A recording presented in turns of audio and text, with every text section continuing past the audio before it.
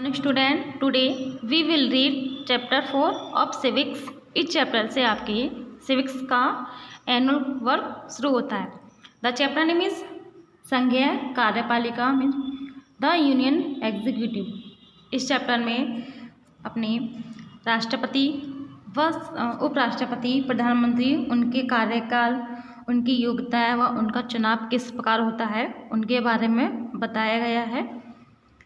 देखिए, इस चैप्टर में इस चैप्टर के प्रिंटिंग में कुछ मिसप्रिंटिंग हो गया है, इसलिए आपको ये वीडियो में लेटर कुछ क्लियर दिखाई नहीं देंगे।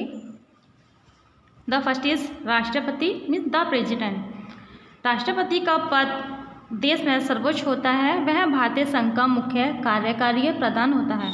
चूँकि भारत एक गणतंत्र है, राष्ट्रपति एक चुना गया व्यक्ति होता है।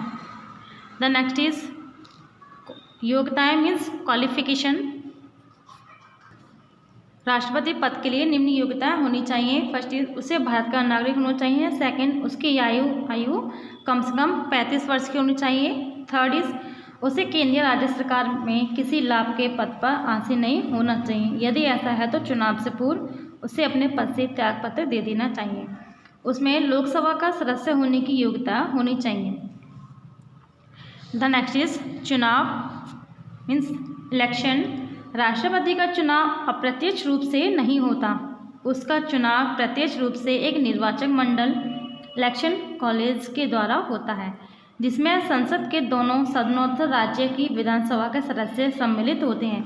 यानी राष्ट्रपति का चयन करते समय संसद के दोनों सदन और विधानसभा के दोनों सदस्य सम्मिलित होते हैं। उनके आधार पर राष्ट्रपति का चयन होता है। द नेक्स्ट इज पद का कार्यकाल, टर्म ऑफ ऑफिस, यानी कि वो कितने वर्ष तक कार्य करते हैं। भारत का राष्ट्रपति 5 वर्ष के लिए निर्वाचित किया जाता है। वह दूसरी बार भी राष्ट्रपति चुना जा सकता है, यानी कि उसने अपने कार्य के 5 वर्ष पूरे कर लिए हैं तो दोबारा इलेक्शन होते हैं, तो दोबारा भी वह राष्ट्रपति चुना जा सकता है। राष्ट्रपति की अनुपस्थिति में उपराष्ट्रपति उसके स्थान पर कार्य करेगा। राष्ट्रपति का पद रिक्त होने पर 6 महीने की अवधि के अंतर्गत राष्ट्रपति का निर्वाचन होना अनिवार्य है। यानी कि राष्ट्रपति की अनुपस्थिति में एक उपराष्ट्रपति होता है, वो उनके कार्य करेंगे। 6 महीने के भीतर अंदर दूसरे राष्ट्रपति की नियुक्ति हो जाएगी। द नेक्स्ट इज वेतन एवं भत्ते, सैलरी एंड अलाउंस। भारत के राष्ट्रपति को प्रति माह 1.5 लाख रुपये स्थायी वेतन नवीनतम प्रावधानों के अनुसार तो अन्य भत्ते मिलते हैं। यानी भारत के राष्ट्रपति को 1.5 लाख रुपये वेतन और अन्य भत्ते मिलते हैं। उनको राष्ट्रपति भवन में मुफ्त निवास की सुविधा प्राप्त होती है। उनको उन्हीं भवन मिलता है जिसमें वे मुफ्त रह सकते हैं। द नेक्स्ट इज राष्ट्रपति की शक्तियाँ, पावर्स ऑफ द प्रेसिडेंट। भारतीय संघ के राष्ट्रपति की शक्तियाँ अत्यधिक हैं, जिनका संक्षिप्त विवरण निम्नलिखित है। फर्स्ट इज कार्यपालक शक्तियाँ, नेक्स्ट विधायी शक्तियाँ, थर्ड इज आपातकालीन शक्तियाँ। आपातकालीन शक्तियाँ में हमारे संवैधानिक आपातकाल, राष्ट्रीय आपातकाल, वित्तीय आपातकाल। इसके बारे में आप स्वयं रीड करेंगे। द नेक्स्ट इज न्यायिक शक्ति, जुडिकल पावर्स। न्यायालय द्वारा सजा पाए किसी व्यक्ति की याचिका पर राष्ट्रपति उसकी सजा कम कर सकता है अथवा उसे माफ कर सकता है। द नेक्स्ट इज वित्तीय शक्तियाँ। राष्ट्रपति की संस्तुति के बिना कोई भी बजट संसद में पेश नहीं किया जा सकता। वह विशेष खर्चों के लिए आपातकालीन कोष से अग्रिम धन दिला सकता है। द नेक्स्ट इज राष्ट्रपति की वास्तविक स्थिति, actual position of the president. राष्ट्रपति की शक्तियों के संदर्भ में पूर्व विवेचन से ये आभास होता है कि उसको अनेक अधिकार प्रदान किए गए हैं, लेकिन वास्तव में वह प्रधानमंत्री की सलाह पर कार्य करता है। उसमें निहित शक्तियों का सही अर्थ में प्रयोग प्रधानमंत्री तथा उसकी मंत्रिपरिषद ही करती है। यानी कि राष्ट्रपति को अनेक शक्तियाँ प्राप्त हैं, लेकिन कुछ शक्तियों को प्रयोग करने से वह पहले प्रधानमंत्री की सलाह लेते हैं। राष्ट्रपति का पद गरिमा और शान से भरा है। वह भारत का प्रथम नागरिक है। सभी राष्ट्रीय उत्सवों पर देश का प्रतिनिधित्व करता है। द नेक्स्ट इज उपराष्ट्रपति, वाइस प्रेसिडेंट। संविधान में भारत के उपराष्ट्रपति का भी प्रावधान किया गया है। उपराष्ट्रपति बनने के लिए किसी अभ्यर्थी में वह सभी योग्यता होनी चाहिए जो राष्ट्रपति पद के लिए आवश्यक होती है, यानी कि उपराष्ट्रपति बनने के लिए भी वो योग्यता होनी चाहिए जो एक राष्ट्रपति के लिए होती हैं। द नेक्स्ट चुनाव, इनका चुनाव किस द्वारा होता है? देखिए, भारत का उपराष्ट्रपति संसद के दोनों सदनों द्वारा चुना जाता है। राष्ट्र के विधायक उसके चुनाव में भाग नहीं लेते। उसके चुनाव की प्रक्रिया गुप्त मतदान विधि द्वारा, समानुपातिक प्रतिनिधित्व तथा एकल हस्तांतरीय मत प्रणाली द्वारा होती है। उपराष्ट्रपति का चुनाव राष्ट्रपति के चुनाव से अलग होता है। द नेक्स्ट इज कार्य फंक्शंस। उपराष्ट्रपति राज्यसभा के अध्यक्ष अथवा पीठासीन अधिकारी की भांति कार्य करता है तथा उसकी कार्यवाहियों को संचालित करता है। राष्ट्रपति का पद रिक्त हो जाने की स्थिति में वह भारत के राष्ट्रपति के रूप में भी कार्य करता है, यानी कि अगर राष्ट्रपति के पद पर कोई नहीं है तो उपराष्ट्रपति राष्ट्रपति के स्थान पर कार्य कर सकते हैं, लेकिन कुछ समय के लिए। द नेक्स्ट इज वेतन एवं भत्ते, salary and allowance.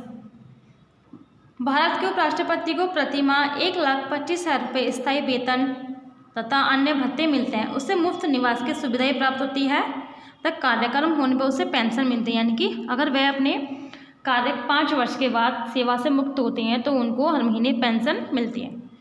The next is प्रधानमंत्री एवं उसकी मंत्री परिषद, prime minister and his council of ministers. राष्ट्रपति लोकसभा में बहुमत प्राप्त दल के नेता को प्रधानमंत्री नियुक्त करता है।